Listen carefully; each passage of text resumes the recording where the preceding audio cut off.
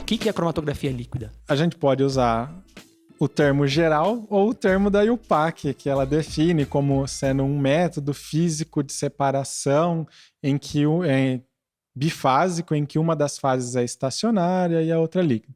Traduzindo para o português, para a nossa vida real, é uma técnica para a gente separar moléculas. Ponto. A cromatografia como um todo. E a cromatografia líquida é uma técnica para separar moléculas solúveis. Tá? Entendendo isso, já fica muito mais fácil contextualizar a técnica. Então, a cromatografia, ela é isso. É uma técnica para a gente promover separações. Aonde? Aonde a imaginação permitir. Onde tiver aplicação de moléculas solúveis, tá? Então, a indústria farmacêutica casa muito bem com a cromatografia. Até conto lá no HPLC Sem Mistérios a historinha. Por quê? Porque a gente precisa de fármaco solúvel, a gente precisa que a gente tome um remédio e ele solubilize. Ele seja injetável, ele tem que ser solúvel, não dá para você colocar, a não ser que seja alguma coisa dérmica, uso tópico, etc. E ainda assim a cromatografia vai lá e faz a separação. Então, normalmente, a cromatografia é bom para quantificar.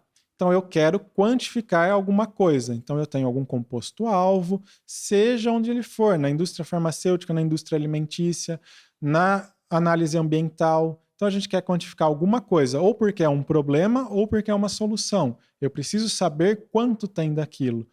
E aí, a cromatografia se enquadra. Só trazendo um exemplo bem prático e acho que simples para todo mundo que está ouvindo ou assistindo, para a gente falar que, por exemplo, no remédio de pirona tem 500 miligramas de dipirona, a gente precisa de uma cromatografia para quantificar e provar que tem 500 miligramas de dipirona lá, né? Exatamente. É uma técnica que vai confirmar aquela informação que está lá. E eu também gosto de dar um exemplo que está presente em todo mundo. Todo mundo bebe água, toma água de garrafinha, né? Água mineral, ou a própria água, né? De torneira, vamos dizer assim. Na conta de água vem lá parâmetros, tá? Quanto tem de cloreto, quanto tem de bicarbonato, cromatografia. É a cromatografia que analisa. A água mineral, a mesma coisa. Se você olha lá a especificação química, a composição química da água mineral, é cromatografia. Por quê? Está dissolvido, está na água. Então, é justamente para trazer para o pessoal, né, onde a gente se enquadra, onde a gente está presente. Então, a técnica está em quase todos os processos aí que tratam de relacionamento humano. Por quê? Tudo precisa ser solúvel ou solubilizado para a gente tratar na nossa vida. Não, perfeito. E aí eu vou avançar um pouquinho mais na pergunta que você acho que explicou bem. A Maria trouxe o exemplo da dipirona. Acho que para quem também está assistindo, mais uma vez, tentando ser bem introdutório aqui, serve para muitas coisas, né? Você acabou de falar. E aí você também mencionou que é uma questão da fase estacionária e da fase móvel.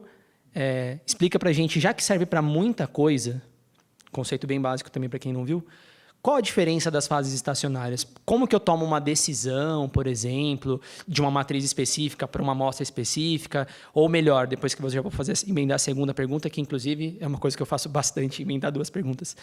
Quando eu pego a amostra lá, qual que é a minha primeira tomada de decisão para escolher como que eu vou desenvolver meu método? Qual tipo de cromatografia, Qual tipo de cromatografia? Então, eu vou começar de trás para frente na sua pergunta. Quando você pega a sua amostra, a primeira tomada de decisão é solúvel ou não é? Então, isso que eu acho que falta, né, um pouquinho, que nem a gente comentou, não por conta da pessoa em si, mas por conta de toda a construção da cromatografia no nosso universo, vamos dizer assim, no universo científico, etc. Né? Falta entender isso. Você vai usar a cromatografia quando? Quando é solúvel. Sua amostra é solúvel em alguma coisa? Já é um passo, tá? Então, a minha amostra não é solúvel, ela é solúvel em ácido ultraconcentrado.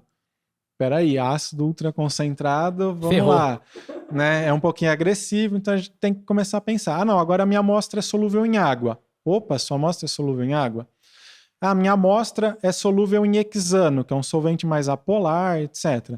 Opa, vamos ficar ligado nesse tipo de situação. Deixa eu fazer uma pergunta. Nesse momento, considerando que... Calma, não, é que é muito interessante. Eu sou muito... mas é muito legal. Esses assuntos eu gosto bastante. No contexto de indústria, talvez a maioria das moléculas, quando você pega, apesar de serem matrizes diferentes, você tem muita revisão de literatura, você tem informação, se você estressar ali a literatura, você acha solubilidade, você acha parâmetros físico-químicos. Mas no contexto de produto natural que você estava inserido, o mundo é outro. Exatamente. E aí, você acha que é válido gastar aquele tempo com um teste de solubilidade padrão mesmo ali da amostra? Pô, infelizmente você vai gastar um tempo com isso, mas o que você acha? Não, a pergunta é perfeita. Na verdade, você não vai gastar. Foi uma boa pergunta, gente. Foi uma boa pergunta. Me parabeniza. Não. Mas deixa ele pra mim. Deixa ele responder. Obrigada. Não é gastar tempo, é investir tempo. Você vai gastar... Para quem quer gastar o tempo, né? Você vai gastar ali alguns minutos fazendo um teste de solubilidade e vai economizar horas, dias na cromatografia depois. É um teste básico, tá? Porque se você souber a solubilidade da sua amostra, você já consegue direcionar a cromatografia. Por quê? Lembra que eu falei que tem que ser solúvel para ser tratado por cromatografia. Aonde é que é a questão? Como existe uma fase móvel e uma fase estacionária, aí a gente entra na primeira parte da sua pergunta, como existe uma fase móvel e uma fase estacionária, a sua amostra tem que ser solúvel na composição da fase móvel, do que você vai usar como fase móvel. E isso já te determina o modo cromatográfico que você vai trabalhar. Se a sua amostra é solúvel em hexano, esquece fase reversa. Por quê? A fase reversa vai trabalhar com água e um solvente orgânico. Sua amostra não é solúvel em água. Então, acabou. Lembra do tempo que você falou, vai gastar um tempo testando solubilidade? Na verdade, você investiu um tempo. Se você testou a solubilidade, você nem vai perder tempo trabalhando com fase reversa. Agora, a pessoa não testou solubilidade, ela vai querer injetar em fase reversa. A amostra vai ser solúvel? A gente está pensando em nanogramas. Vamos pensar no volume injetado. É muito pouquinho. Né? É uma gota que a gente vai injetar. Então, aquela gota acaba se solubilizando. Mas não é o ideal. Qualquer variação na fase móvel, ela precipita. Aí entope a sua coluna e você não sabe por que está entupindo. Você não tem reprodutibilidade, né? Depois nenhuma. Dos seus métodos. Você não tem separação, você Exato. não consegue sair daquela bolha, né? Você não promove a interação. Aí você até injeta, que já é o primeiro passo. E aí depois você vai ficar brigando com o cromatógrafo lá para separar. Aí é o que eu falo pro pessoal no curso, né? Olhem com carinho para sua molécula ou para suas moléculas. Olhem para ela e vê o que ela diz para você. Ela é polar? Ela tem caráter ácido ou básico? Não estou exigindo química avançada, não. É olhar para a molécula e ver se tem um OH pendurado, 2 OHs pendurados, se tem um nitrogênio ali naquela molécula. Ela já te dá um direcionamento. Não, você trouxe mais um conceito ali no decorrer da sua fala que eu não quis atrapalhar, que talvez muitas das pessoas que estão ouvindo não vão saber exatamente o que significa. Você falou fase reversa. É. E aí, o que é a fase reversa? O que é a fase estacionária aí? Então, o que é fase móvel, fase estacionária? Lá voltando para o conceito da IUPAC, a gente tem na cromatografia, nós vamos ter uma fase que vai ser para a cromatografia líquida, um líquido, pode ser uma mistura de substâncias, normalmente, nem vou dar um exemplo, mas vamos pensar em um líquido, uma mistura de solventes, etc. Isso aí vai se mover dentro do equipamento e nós vamos ter uma fase estacionária, que é uma estrutura química, algo que vai ficar parado para interagir. Então, nós vamos ter dois tipos de interação. A parte do que está solúvel, né, a parte líquida, com a parte que está paradinha. Então, a gente chama essa de coluna, é a nossa coluna cromatográfica, e a fase móvel é o nosso solvente. A gente vai injetar a amostra nesse sistema que já está lá. A coluna parada, a fase estacionária quietinha, e a fase móvel passando. E aí a sua molécula vai interagir com a coluna e com o solvente. Agora, qual que é a fase móvel que eu uso? Eu vou usar água, metanol, hexano, clorofórmio. Qual que é a fase estacionária que eu uso? Existe uma infinidade. Se a gente for procurar sobre coluna cromatográfica, existe uma infinidade de colunas. É uma biblioteca. É uma ciência só de coluna. E aí elas têm meio que tudo o mesmo nome.